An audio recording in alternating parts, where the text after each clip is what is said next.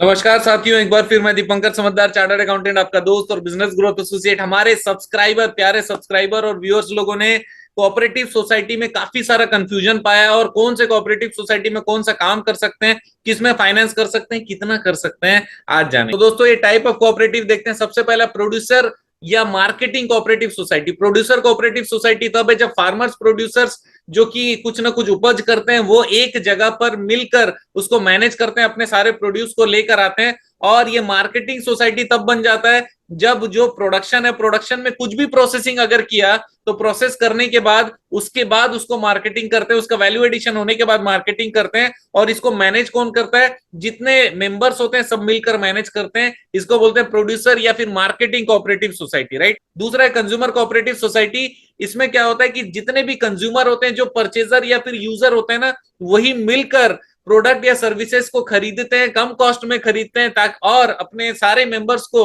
Distribute करते हैं, जिनको चाहिए उनको प्रोवाइड करते हैं। लेकिन इसका तीन मॉडल है। सबसे पहला है बाइंग क्लब के जैसा काम करता है, जिसमें क्या होता है जो प्रोडक्ट एंड सर्विसेज को कोऑपरेटिव सोसाइटी खुद खरीद लेती है बल्क में, उसके बाद जिसको जब चाहिए वो ले सकता है। दूसरा रिटेल स्टोर्स के जैसा है, जहां पे मेंबर एक शॉप में आते हैं और शॉप से अपना परचेजिंग करते हैं। और तीसरा सर्विस प्रोवाइडर के जैसे होते हैं, जहां पर जब ऑर्डर करता है कंज्यूमर उस समय उसको सर्विस प्रोवाइड होता है। फॉर एग्जांपल, ये जो केबल कनेक्शन होता है, टेलीविजन, इंटरनेट एक्सेस होता है, इंश्योरेंस होता है, वाटर होता है, नेचुरल गैस होता है, ये सारी चीजें जरूरत के हिसाब से प्रोवाइड की जाती है। नेक्स्ट है वर्कर कोऑपरेटिव्स। ये वर्कर कोऑपरेटिव्स बहुत यूनिक मॉडल है, क्योंकि यहाँ पर एम्प्लॉइज मिलकर एक अपना कोऑपरेटिव सोसाइटी बनाते हैं, जो कि आपस में जॉब्स क्रिएट करते हैं और अपने मेंबर्स को अलाउ करते हैं ताकि वो उस जगह को कंट्रोल करे।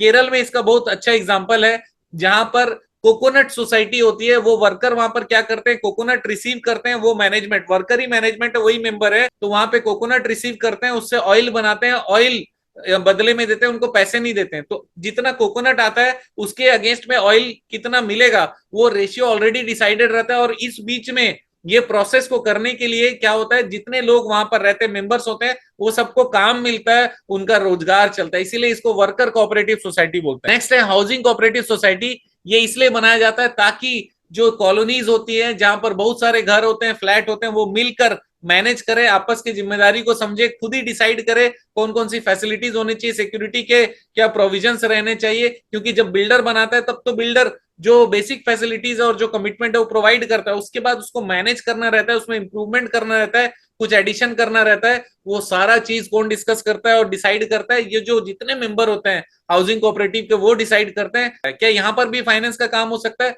100% फाइनेंस का काम हो सकता है। यहाँ पर भी छोटे मोटे डिपॉजिट की स्कीम चल सकती है, लेकिन वो मेजर नहीं रहेगा। उसी तरीके से वर्कर कोऑपरेटिव में भी सिमिलरली चल सकता है, लेकिन वो माइनर में रहेगा, मेजर में नहीं रहेगा। अगला फाइनेंशियल कोऑपरेटिव सोसाइटी, जो हम लोग के लिए बहुत फेमस है, क्रेडिट कोऑपरेटिव सोसाइटी। महाराष्ट्र में इसको पत संस्था भी बोलते हैं। और यहाँ पर क्या होता है, यहाँ पर अपने ही मेंबर से डिपॉजिट कलेक्शन किया जाता है, अलग अलग फॉर्मेट में, आरडी, एफडी, डेली कलेक्शन, ये बहुत सारे फॉर्मेट। और इसके अलावा जो नए फॉर्मेट सोच सकते हैं, उस फॉर्मेट में क्या लिया जाता है, डिपॉजिट लिया जाता है। और डिपॉजिट लेने के बाद में उसी को जरूरतमंद मेंबर्स को स्क्रूटनाइज करके प्रोवाइड किया जाता है, और बीच में थोड़ा सा गैप रखा जाता है। फॉर एग्जांपल, डिपॉजिट 10% के आसपास अगर हम लोग चार्ज कर रहे हैं, तो 12%, 13% या 11% जो भी हम लोग का देने का है, उससे थोड़ा सा ऊपर लेने का प्रोविजन रखते हैं, ताकि बीच में थोड़ा डेवलपमेंट का चांस रहे, पैसे कुछ कॉर्पस जमा हो और ज्यादा लोगों की मदद की जा सके। और कभी भी अगर प्रॉफिट डिस्ट्रीब्यूशन होता है तो सारे मेंबर्स को बेनिफिट इक्वली उनके शेयर के अनुसार दिया जाता है। तो यहाँ पर 100% फाइनेंस का काम किया जाता है। अगला एक और आजकल जो बहुत डेवलप हो रहा है, non profit community service cooperative होता है। इसमें क्या होता है, for example child care centre होता है, इसको कोई चला रहा है और प्रॉफिट के लिए नहीं चला रहा है, लोगों की मदद करने के लिए चला रहा है, तो ये भी कोऑपरेटिव सोसाइटी हो सकता है। हर जगह पे फाइनेंस का एलिमेंट हो सकता है, डिपॉजिट का एलिमेंट हो सकता है, डिसअलाउड नहीं है, थोड़ा सा रख सकते हैं, लेकिन मेजर वाला कहाँ रहेगा, क्रेडिट कोऑपरेटिव सोसाइटी में ही रहने वाला है। दोस्तों, आप जानते हैं मेरा मिशन है हमेशा आप लोगों की मदद करना और समय पर सारी जानकारी देना। वीडियो को शेयर करके हमारी मदद करिएगा। आपका दिन जबरदस्त और शुभ हो।